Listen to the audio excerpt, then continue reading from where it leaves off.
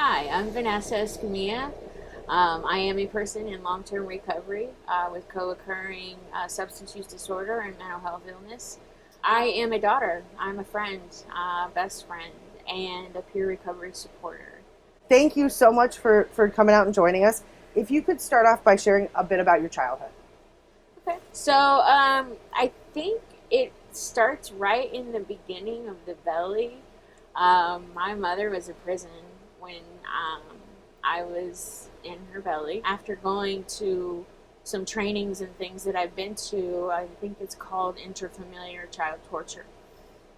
And so it was eye opening. It was eye opening because hearing some of the things that I went through right out of some of the trauma conference instructor's voice, it was just like, oh gosh, I went through that. That's torture. Like, wow, I didn't know that. And I was found out that I was gay, and I was outed by my best friend at the time. And man, that was the last time my dad put his hands on me, and I had to leave home. And he let me. That was the first time he actually gave me up, too, because he usually was pretty adamant about not letting me go. As many times as my aunts or other family members or others wanted to adopt me or take me off his hands, that time he was done. And where'd you go? I mean, at 16, that's pretty young. Yeah, I was a junior in high school, and I still needed to finish my senior year. And I was just starting my senior year. In fact, I missed 2 weeks of it because of that fight.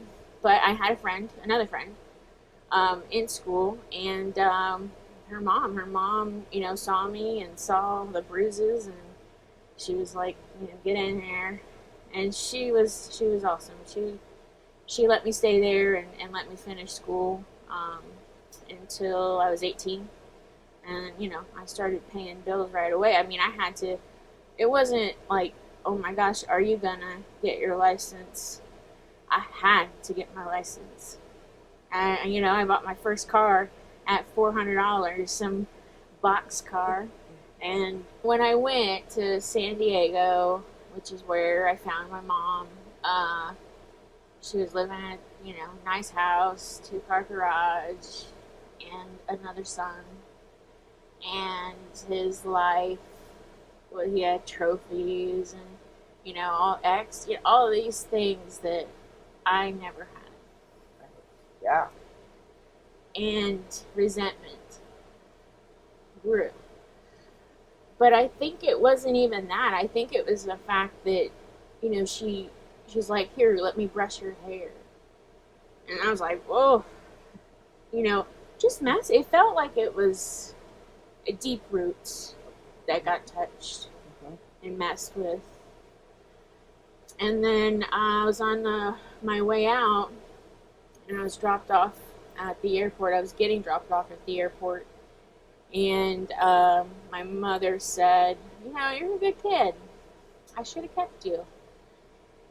And I cried all the way home for 7 hours trip. And that was it. It was like it flipped the switch. Now, at first it was me trying to buy friendship. To have people love me. And so I would buy the drugs that they wanted. And then, of course, they wanted, I would do it with them. And then it turned into, I would not want them to know that I bought them because I didn't want to share them anymore. I didn't, so it progressed very quickly because I have always been someone that goes to the extreme very quickly. And I don't know how I'm still alive. But, yeah. And it just happened to be because we had a connection that had those. I don't know if it would have been something else, it would have been something else. And then one day, you don't have money and you're sitting on the curb and you're going through your phone. Because that's what I did. I was always the one looking through the phone, through the contacts, trying to be the middle person. Plus, I had a job at the time that lasted a little while, at least, until I ruined that. Um, but found somebody that I had previously got some oxys for, and he said, "Oh, I don't got that, but I got this," and it was heroin. He's like, "You know what? I'll let you try it for free." And I froze. I froze because now I'm thinking of my father for real. And that was one thing I swore I never would do. Never, never, never, never. Because that is what he did. He did cocaine and heroin. And it ruined a lot of, my childhood. Renting a house just for my drug dealer, letting my drug dealer have my car so that I can stay well. Living in that house with no water, no electric, no nothing, using water out of toilets to get a syringe ready. Like, I think 4 years ago, I was living in a shed. I was having withdrawals in a bucket, and I wanted to end my life, and so I tried. That wasn't the first time either. There was one prior to that, and I had to go to the hospital really bad. But we're talking just a very sick person, a desperate, sick person that was right back to that child, the submissive child. And I went back to California actually for a while. And I tried to use MAT, but it wasn't legal. It was not legal MAT and it was there was no counseling with it. There was no therapy. I just, bought some off the street and knew that it could get me through. But when I went back, I was introduced to methamphetamine. Right. And that was the nightmare. That was a whole nother demon and a whole nother fear of I had never ever experienced in my life. Can you share what the difference of the opiates to the methamphetamine was for you? The experience that you had? Well, once you are sober from opiates, you don't ever want to go through those withdrawals ever again. Mm-hmm. But without counseling, without something, right, and you have crisis, or you have anything that's missing or unhappiness, you want something, a head change. And so going to methamphetamine because it was available, it was a nightmare. It was a nightmare. I was seeing things. I hadn't ate for a month. I hadn't slept for a month. I didn't even really smoke it. I went from snorting it to injecting it within a week. And I was hiding behind houses. It was just, I thought I was going to die. The paranoia, the things I saw. I ended up calling my dad, who was still alive at the time, and I said, "You have to get me a ticket out of here, or I am going to die." And luckily he did. I tried to white knuckle it. I ended up getting a job, McDonald's. I tried. I did try, but same thing, resourcefulness, and even in an environment such as fast food. A lot of times, that's where you can find connections. Just with anything else, relationship crisis, breakups, the job. Every time, I would have money, and I got my car and I drive my license back. Like, I literally lost my license for 8 years because I did not. I got pulled over with no insurance for speeding or a seatbelt or something like that. And because I was in active use, not much longer after that, or maybe even during, I never went and paid for insurance, and I drove around without them.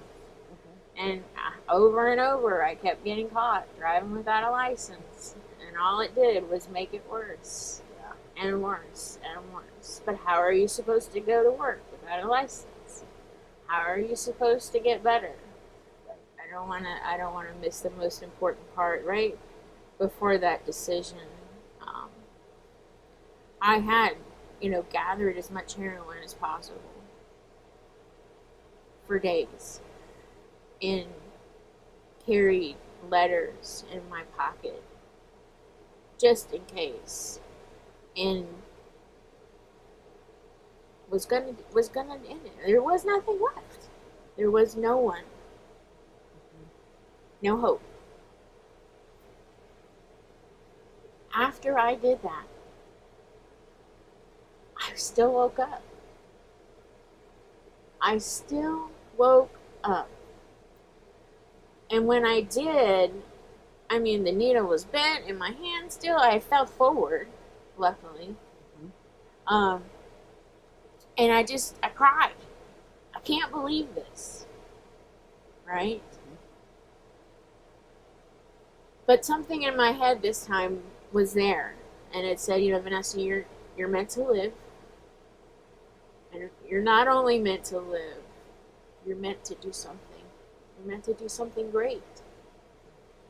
And from then on, that's when I called the homeless shelter and tried to get in. And a week later, I got in. Because there was a waiting list. And a week later, I got in. That wasn't my counselor, but invited me to a family support group. And I'm like, okay. Because I said I would do, all the things that I was going to do. I was going to accept the help that I asked for. And so I went, and I realized I was sitting around the table, and they were all talking that they were mothers. They were girlfriends. They were, dads and loved ones of people that were suffering with substance use disorder. And I'm going, why on earth does she want me here? I am, someone in recovery. Like, why? I'm not a loved one. But then I also got to sit there thinking, and as I'm listening to them, I'm like, man, their loved ones are so lucky that they have people here every week sitting, wanting to learn about the disease, wanting to figure out what to do, wanting support, because they care about their loved one. And I didn't have that. And so I was thinking that, and then I was like, man, I'm going to get out of here, hopefully without having to say anything. But, of course, she looked over and said, what do you think? And I was like, and honestly, I don't know how, but I got the courage to tell them exactly that. And how I thought, how lucky that they were, and how I didn't have anyone like that. And she said, well, that's why I brought you here, so that we can be your family. And I just started bawling and crying. And ever since then, she has been my mama, and her husband has been my papa. And I was adopted at 31. That is awesome. Yeah, they are my chosen family, because they chose to be my family. Yeah. And that hope is what got me to keep going. And because of that determination and motivation that I have, once I have it, and I became a certified peer recovery supporter in March, I think. So it was like a year and a month after my sobriety date, and was already working in the field. I never thought I'd be working in this field, let alone working and be able to tell my story, being able to talk about this. Now I am a facilitator for OhioMHAS, the Ohio Mental Health and Addiction, Substance Addiction Services, yeah. And I teach others how to become peer recovery supporters. A 40-hour training. So that, because I want there to be more. I want there to be more of me. I want there to be more of those people that I needed when I was out there.